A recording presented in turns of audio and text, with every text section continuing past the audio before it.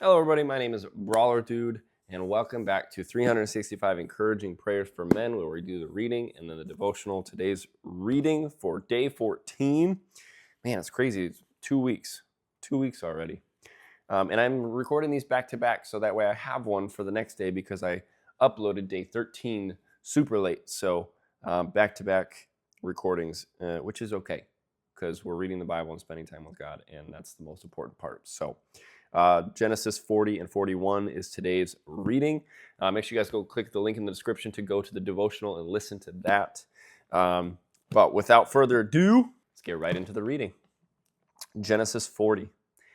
It came to pass after these things that the butler and the baker of the king of Egypt often offended their lord, the king of Egypt. And Pharaoh was angry with those two officers, the chief butler and the chief baker.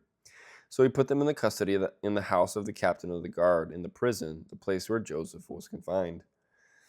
And the captain of the guard charged Joseph with them, and he served them. So they were in the custody for a while. Then the butler and the baker of the king of Egypt, who were confined in the prison, had a dream, both of them, each man's dream in one night, and each man's dream with its own interpretation. And Joseph came into them in the morning and looked at them and saw that they were sad. So he asked Pharaoh's officers who were with him in the custody of his lord's house, saying, "Why do you look so sad today?" And they said to him, "We each have had a dream, and there's no interpreter of it." So Joseph said to them, "Do not interpretations belong to God? Tell them to me, please." Then the chief butler told his dream to Joseph and said to him, "Behold, in my dream a vine was before me, and in the vine were 3 branches. It was as though it budded, its blossoms shot forth, and its clusters brought forth ripe grapes. Then Pharaoh's cup was in my hand, and I took the grapes and pressed them into Pharaoh's cup, and placed the cup in Pharaoh's hand." And Joseph said to him, "This is the interpretation of it. The 3 branches are 3 days. Now within 3 days Pharaoh will lift up your head and restore you to your place, and you will put Pharaoh's cup in his hand according to the former manner when you were his butler. But remember me when it is well with you, and please show kindness to me. Make mention of me to Pharaoh, and get me out of this house. For indeed I was stolen away from the land of the Hebrews. And also I have done nothing here that they should put me into the dungeon." When the chief baker saw that the interpretation was good, he said to Joseph, "I also was in my dream, and there were 3 white baskets on my head. In the uppermost basket were all kinds of baked goods for Pharaoh, and the birds ate them out of the basket on my head."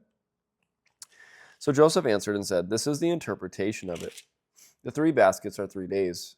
Within 3 days Pharaoh will lift off your head from you and hang you on a tree, and the birds will eat your flesh from you."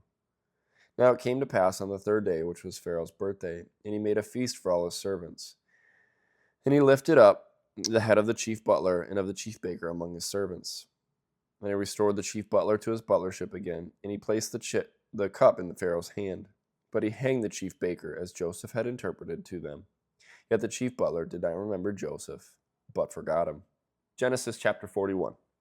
Then it came to pass at the end of 2 full years that Pharaoh had a dream, and behold, he stood by the river. Suddenly there came up out of the river 7 cows, fine looking and fat, and they fed in the meadow. Then behold, 7 other cows came up after them out of the river, ugly and gaunt, and stood by the other cows on the bank of the river. And the ugly and gaunt cows ate up the 7 fine-looking and fat cows. So Pharaoh awoke. He slept and dreamed a second time, and suddenly 7 heads of grain came up on one stalk, plump and good.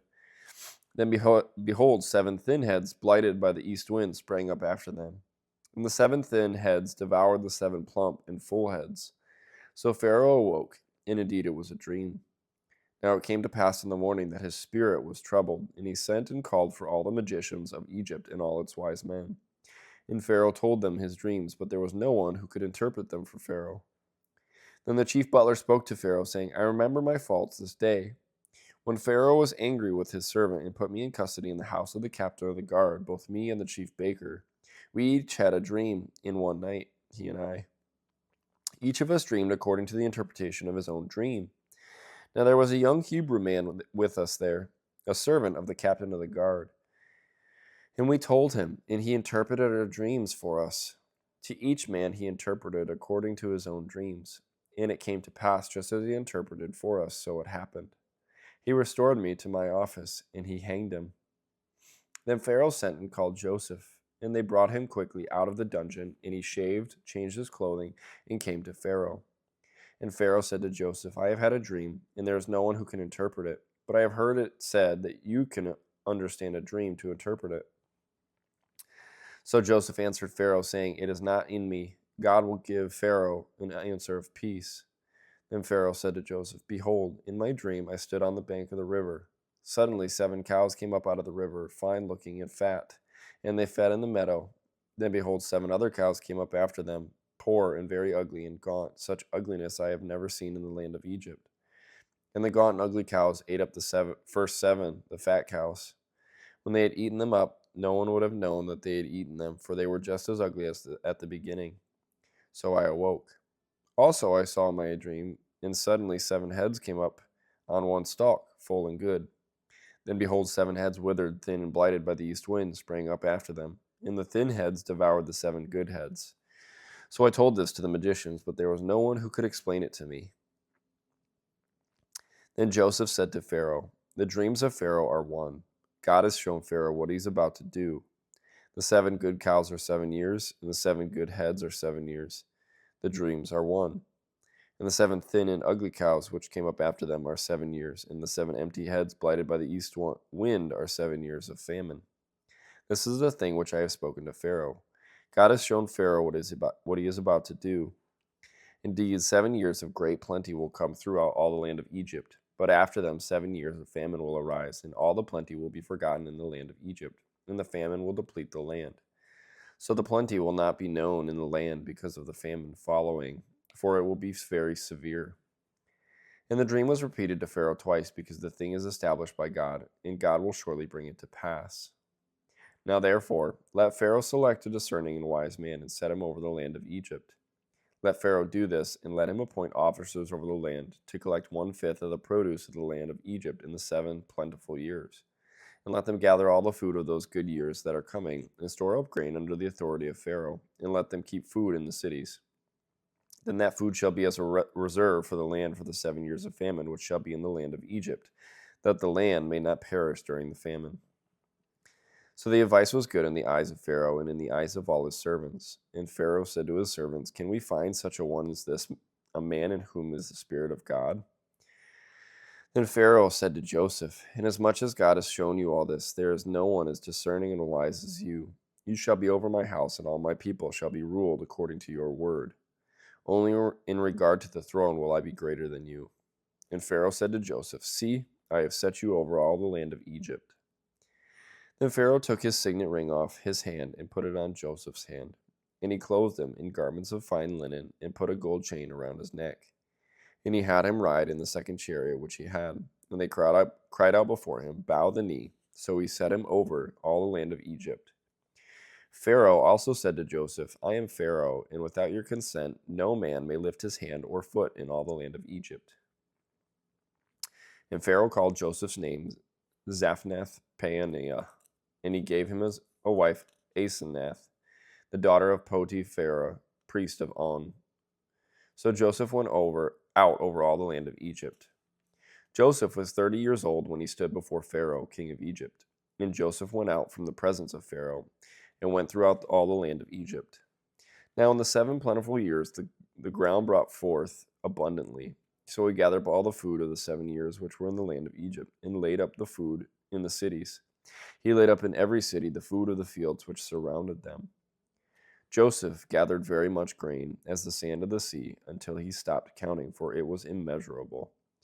And to Joseph were born 2 sons before the years of famine came, whom Asenath, the daughter of Potiphera, priest of On, bore to him. Joseph called the name of the firstborn Manasseh, for God has made me forget all my toil in all my father's house. And in the name of the second he called Ephraim, for God has caused me to be fruitful in the land of my affliction. Then the 7 years of plenty which were in the land of Egypt ended, and the 7 years of famine began to come, as Joseph had said. The famine was in all the lands, but in all the land of Egypt there was bread. So when all the land of Egypt was famished, the people cried to Pharaoh for bread. Then Pharaoh said to all the Egyptians, Go to Joseph, whatever he says to you, do.